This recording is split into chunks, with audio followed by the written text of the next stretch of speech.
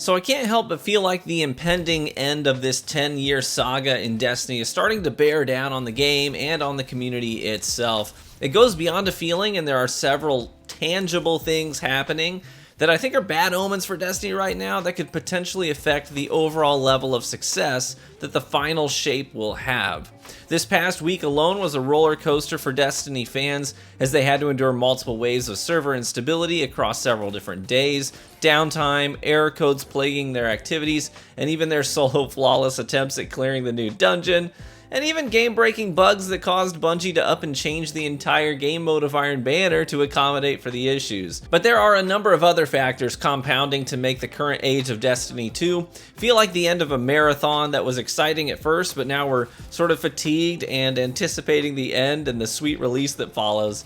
In this video, I'm going to unpack those factors, not as a means of bashing Destiny, but rather as a means of conversing about expectations moving forward and hopefully providing some crucial community feedback that could potentially boost the performance of the final chapter in the Light versus Dark saga. One of the biggest factors right now that's making Destiny 2 feel more like a chore, more like something that you have to do so that you can get to the other stuff, sort of like eating your vegetables so you can enjoy your main course and the dessert after, is the fact that this year has been absolutely incredible for gamers, especially gamers who enjoy games like Destiny. This year alone, we've had Tears of the Kingdom, which attracted a lot of gamers who really enjoy big world exploration and puzzles and freeform nonlinear gaming and adventure. Getting people together for raids and dungeons during the first 2 weeks that Tears of the Kingdom was out was like pulling teeth for me.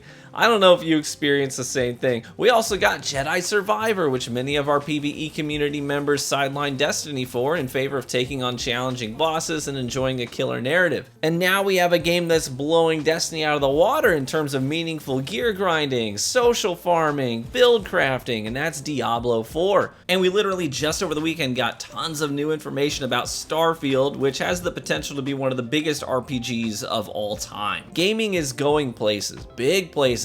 And Destiny gamers are being pulled in lots of different directions to experience these new worlds, new adventures, new challenges, and new narratives. And if you want to be a part of this next generation of exceptional titles and experience them at their intended quality, you're gonna need a PC to hang with the demands of current and future world-class releases.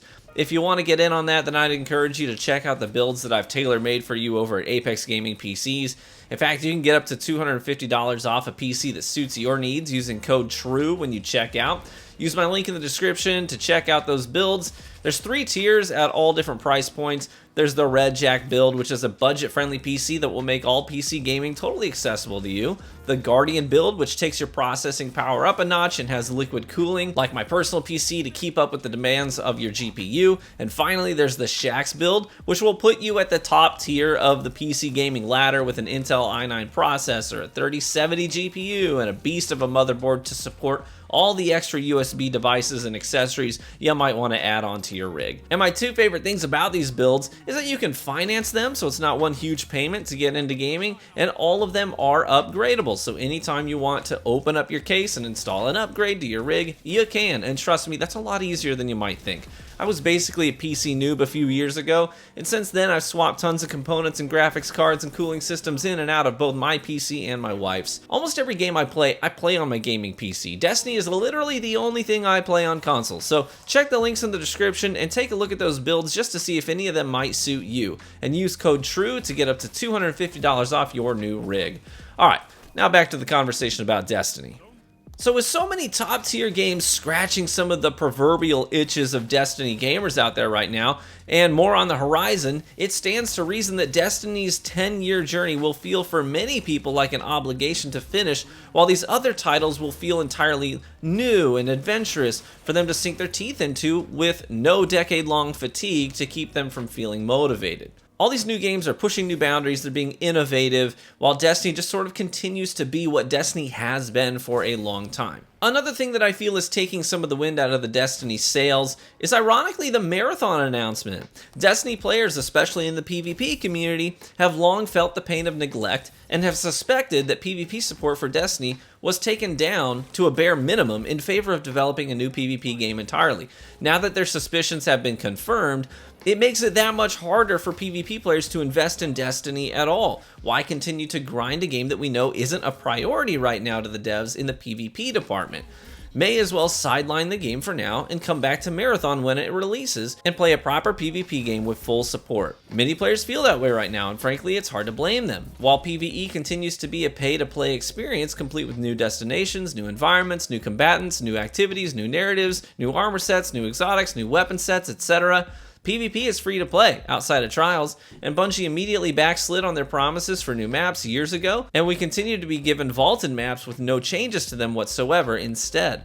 And when asked about new spaces, Bungie simply responds with, making maps is hard. You can understand, even if you aren't a PvP player, why that would be frustrating. Makes you feel like the red-headed stepchild of the family. PvP players love Bungie games. They feel so good when they are actively supported. So knowing that's around the corner somewhere is certainly making PvP in the now feel a little lackluster. But moving on to other factors, let's talk about Season of the Deep. Now this is a tough one for me because I'll be honest, I like Season of the Deep. I have always loved Titan so much that I paid thousands of dollars for a game developer to build my own PvP map in Unreal Engine 5 set on Titan as a sort of extension to Pacifica, a PvP map in Destiny 2. It's designed as a space for my Guardians to gear up before a match that I feature on my live streams, and is a real physical space in Unreal Engine now, complete with custom branding features and Easter eggs related to various formative moments in my content creation career in Destiny. So Season of the Deep is cool to me. I love the deep dives, the salvages, and especially the new dungeon, as the Arcology is one of my favorite locations in the history of Destiny as a whole. But outside of my own personal feelings, Season of the Deep is getting extremely mediocre to downright lackluster reviews. People overall are not really digging it. The seasonal model is feeling increasingly formulaic to many people, and the fact that the best part of the season, the Ghost of the Deep dungeon, is not actually included in the seasonal price tag is really killing a lot of vibes out there. And I totally get it. Some seasons include a raid with no additional price tag, and this season feels empty without the inclusion of the new dungeon, which has many players feeling aggravated. Bungie is asking you to buy the dungeon a la carte or pay for the annual pass. And I'm not blind to the fact that these dungeons require a ton of work to create, and I'm not arguing that they aren't worth the price tag. But for many players, the seasonal content alone feels incomplete without the dungeon. And the fact that they have to complete a separate transaction to access it is a pain point for many. So Season of the Deep is, based on these facts, adding to the player fatigue felt by many Guardians globally. The last major factor is one that's creating a lot of buzz right now, and that's the server instability that Destiny is not only experiencing right now, but has been experiencing for some time. Going back at least 3 seasons, we've been seeing waves of error codes and server downtimes, as if Destiny is struggling under the weight of its own breadth after existing since 2017. It's like taking a mule on a long journey, and at every destination you add more bags and more weight for it to carry, more souvenirs, more collectibles from where you've been. And eventually that mule is going to be so weighed down it can barely move. And I feel like that's where Destiny is right now. After so many expansions and patches and DLCs and seasons and hotfixes and updates, the game is just getting crushed under its own weight. And sunsetting entire planets was a band-aid to the problem, but neglect is catching up with us. So much so that these server issues are keeping people from playing the game, and major voices in the gaming world are catching wind of the underlying problems and expressing their concerns publicly. And so where does that leave us? Ultimately, it leaves me a little worried. I'm extremely hopeful that the final shape is going to blow us away. I'm hopeful that it will be the epic conclusion that Destiny fans deserve after spending a decade of our lives investing in this narrative and in this studio.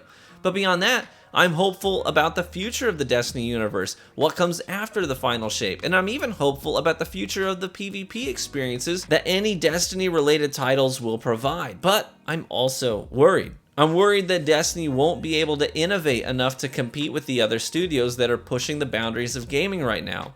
I'm worried that Marathon will be the focus of all of Bungie's creative PvP efforts, and Destiny's fun and chaotic playful PvP experience will continue to simply be offered and supported but not developed and expanded. And I'm worried that Bungie won't be able to get to the bottom of their server issues before the final shape launches, and players will have to endure the pain of error codes and game downtime while simply trying to experience the narrative conclusion of Destiny. But I'd love to hear from you. How are you feeling towards Destiny right now? Are your excitement levels as high as they've ever been? Are they higher or are they lower? Let me know in the comments section below. And what predictions do you have regarding the future of Destiny in light of its past? I'd love to hear from you. As always, thank you so much for watching this video. If you enjoyed the conversation, then would you consider leaving a like on the video, as that's the best free way to support content creators here on YouTube, and subscribe for additional Destiny 2 content. Be warm and well fed, my friends, and I hope to catch you in the Crucible.